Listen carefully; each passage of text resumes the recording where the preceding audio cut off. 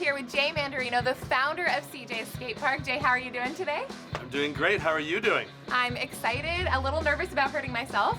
Not getting hurt, okay? That is so good. Okay, Jay, tell us how CJ's Skatepark got started. When I was young at 9, I attempted suicide. I had no self-esteem. I couldn't read or write. I would go to the front of the classroom. I'd try to read, and I couldn't read, and people would laugh at me, and I would get in fights, and it was just a really challenging time. And eventually I was institutionalized. I was put on Ritalin. I went through every kind of test you can imagine. Luckily, my parents were amazing, never gave up on me, and they finally found this doctor, and he found out that I had dyslexia and ADHD, which I had no idea what that meant back then. They did research, they sold their home. I went to a private school in the States, and at that school that specialized in that, it was the first time I felt normal, whatever normal is.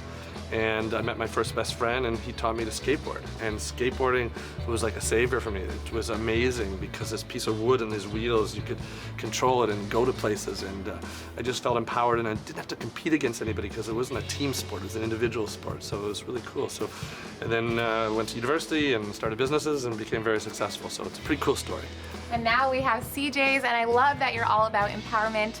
You are a philanthropist at heart, meaning you have created space for teens and kids, and essentially a safe space for people to come here and learn a sport where they can get their anger out or have a little bit of fun. Tell us about that. Yeah, and it's funny when people say that also this creativity. The way these kids link their tricks up together, I mean, it's amazing creativity some of these skateboarders have. And they never give up, and they're failing all the time until they get that trick. So there's all sorts of attributes of physical fitness.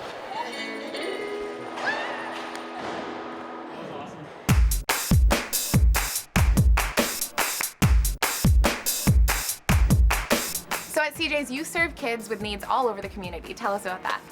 You know, it's a huge list. We serve all kids in the community, including those with special needs, as youth risk. We have kids that are diabetic. We have kids that have Asperger's. We have kids that have autism. We have a free program for kids and their families affected by cancer.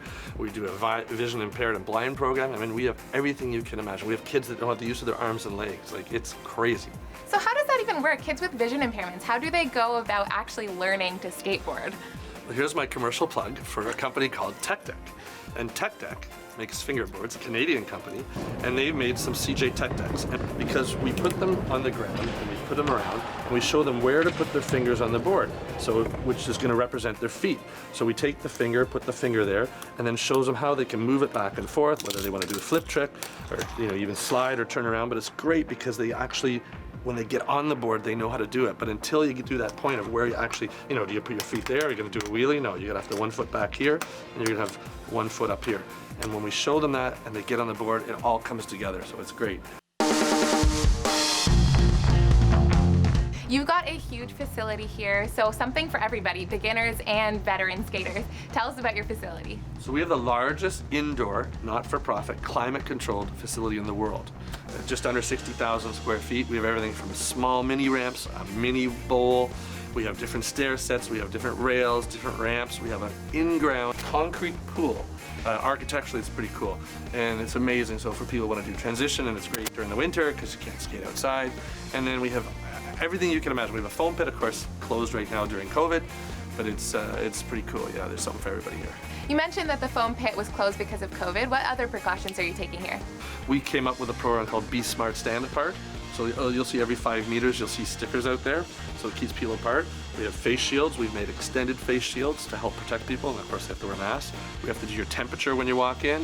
You have to sanitize, and we have sanitizing stations all throughout the facility. We've also separated everything into zones. We're constantly cleaning. One of the unique things we have, and we actually have fresh air return. So we're bringing fresh air in all the time, every 15 minutes, and cleaning it. So we're very lucky that happened, as well as we have large, these huge fans, 24-foot fans. So we're circulating air, opening all the doors, getting it out, bringing more fresh air in. It is probably one of the safest places to be, so.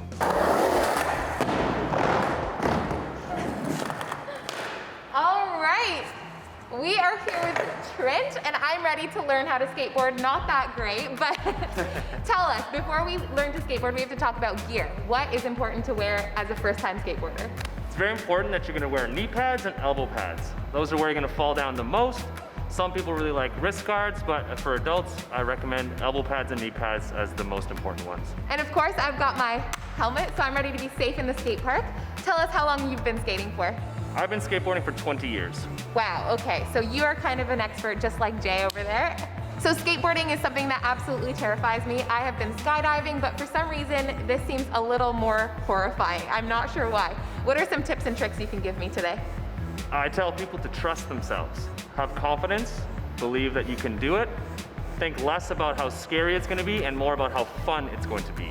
The more you think about how scary it is, the more intimidating it's going to seem. So I don't have my own gear. If anybody wants to come and check out this place, can they rent gear here as well? Yes, we have a full-serve rental gear section with elbow pads, knee pads, helmets, just like you're wearing. We also have skateboards, scooters, so we have everything for the first timers all the way to the advanced at this facility. Hey Jason, what are we doing today? Well, if I understand correctly, you've never been on a skateboard before, right? I've never been on a skateboard. Did she sign the waivers? Oh my gosh. You have extra insurance? I think so. It's okay, it's okay. So the first thing we're gonna do is we're gonna figure out if you're goofy A goofy? or regular. I am a goofy person, but what does goofy mean in skateboarding? So, and you probably are a goofy both ways. I know I am. Goofy means your right foot is your prominent foot, so that's gonna be on the front of the board. Okay. Regular is your left foot is on the front of the board. All right, let's test it out.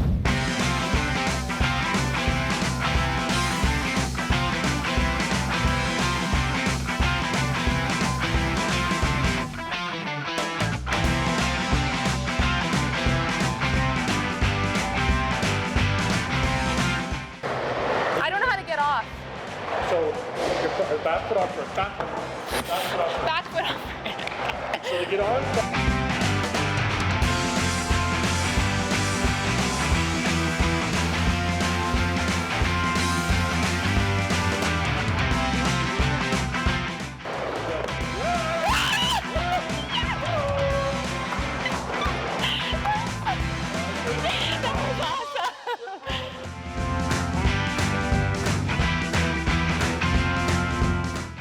Okay.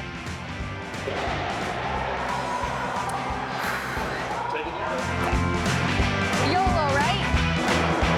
Yeah. Woo!